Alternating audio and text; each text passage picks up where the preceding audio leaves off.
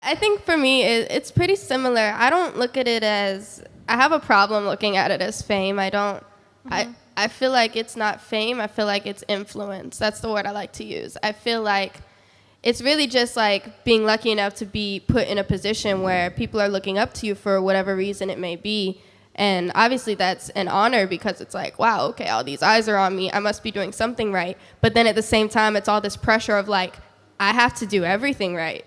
You know, it's like, because, like, God forbid, I do something that makes someone feel a type of way, or, you know, I don't set a good example.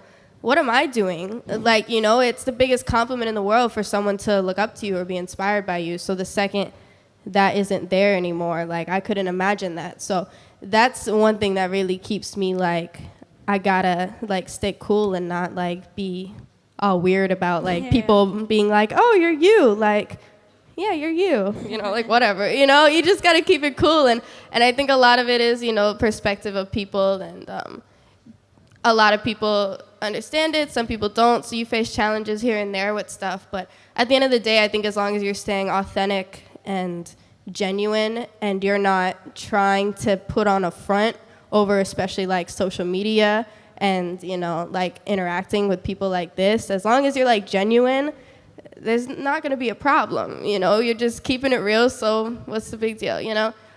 So I think as long as you're keeping it authentic, you're not going to have an issue, whether it comes to dance, whether it comes to whatever it is, because at that point, people love you for you.